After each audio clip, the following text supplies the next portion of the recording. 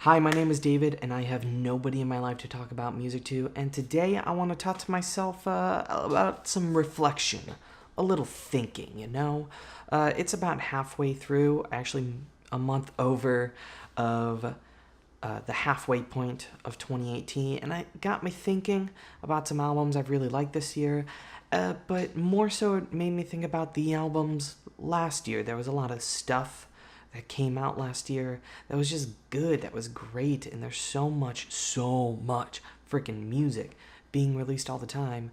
It's impossible to really keep up with anything, honestly. So I thought I might share my 5 albums that I loved last year that you maybe haven't heard of, maybe you have, but just my 5 albums that I thought were incredible, that I really didn't see a lot of people talking about, or at least people weren't really talking to me about. So, yeah, here we go. So the first album on this list is Knox Fortune's Paradise. So you might have heard of Knox Fortune from that one Chance the Rapper song, All Night, that you've heard at receptions or parties or something like that. It was the one real banger off that album that was fantastic that you could just play at any rando party. But if you are expecting Knox Fortune to sound like that song, or to sound like any of the music that he has produced for Chicago rappers, then you are completely wrong.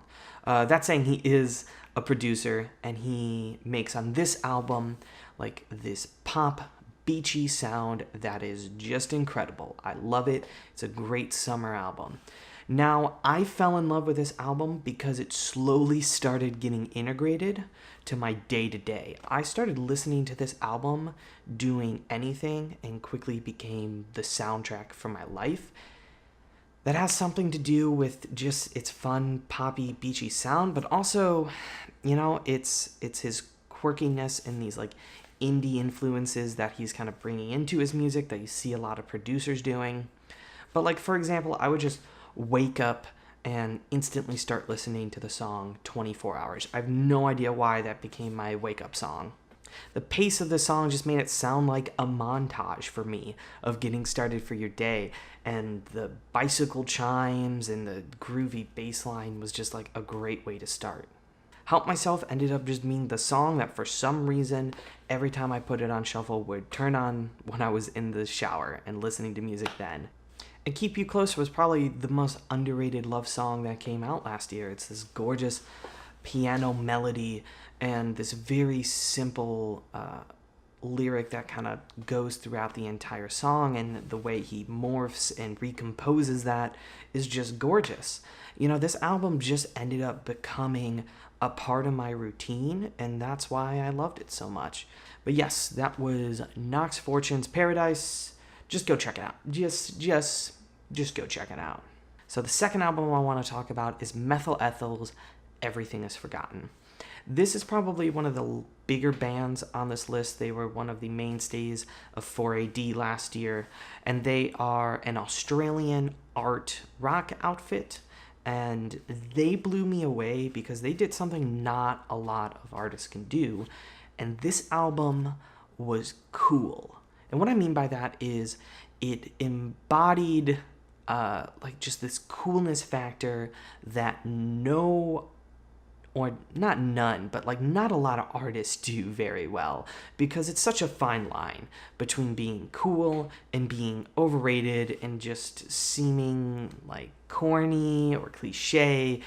You really have to walk that line finely, because if you do it right, you end up sounding like early era The Strokes. If you end up doing it wrong, you end up sounding like later era The Strokes. It's a fine line that you need to cross, and they do it great because this album has such a great sense of rhythm. Listen to the lead single off the album, You Be You. It has this bass line that you're gonna end up grooving to. It's gonna end up stuck in your head, and you'll be listening to it all week. I don't know why. That song in particular ended up being a song that I listened to the most last year out of anything. I checked my Spotify. It was that song. It was ridiculous. The other thing that's really unique about this band and this album is the lead, Jake Webb's vocal delivery. This album delves a lot into themes of identity, and Jake Webb does this perfectly by having a vocal performance that is almost genderless. He doesn't really sway to either side, and I really, without knowing the band, I would have never known what kind of person he was just by hearing the album. When I think of, songs that he's done this great on, listen to Number 28 or the French song that I'm not going to even try to pronounce. He has incredible performances on both of those songs. And I think what honestly helped me a lot is I saw this band live, and any band that I see live tends to stick with me. Last year I had a goal of just seeing tons and tons and tons of live shows, and they were one of them, and they were one of the best. I saw them at the Empty Bottle, and something that doesn't come through as much on the album, although you can kind of see it on the UBU music video, is just how weird they are. They're just like some weird people.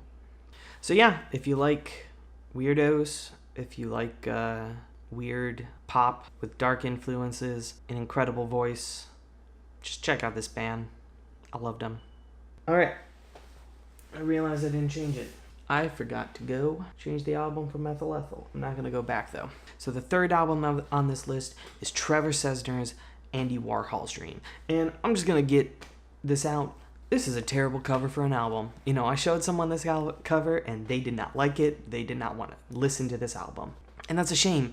I think that some people were kind of turned off by this album because of the weird cover. And yes, it exemplifies some of the themes of this album's of, pop, postmodern celebrities and excess, but it is kind of weird. It's just like his dude's chest, and even the title is a little over the top. But take a chance on this album, and more so, take a chance on this dude's voice. Like, it is one of the most unique voices I've ever heard put to music. It sounds like someone took his vocal cords, threw them in the dirt, rubbed them in with some gravel, took some gravel in his vocal cords, blended it up, and then threw it back in his throat. Okay? It is rough, it is gravelly, it is deep, and it is absolutely gorgeous. I would have never guessed that this dude is 24. I just would not guess that, because it is ridiculous how his voice sounds so old, honestly. And it complements his musical style perfectly. He almost has this classic rock sound that seems like it could have been from the 60s and 70s and produced by Springsteen. It's fantastic. Songs that I think do him the most justice is the midpoint of the album, Stolen Boots. His imagery is dark and pointed, but you still have this like very melodic organ that just gets stuck in my head in this like great rock tune. It's one of my favorite songs on the albums, and I think one of the greatest introductions to him if you want to check him out. Now, yes, like I said before, the themes of this album are a little over the top.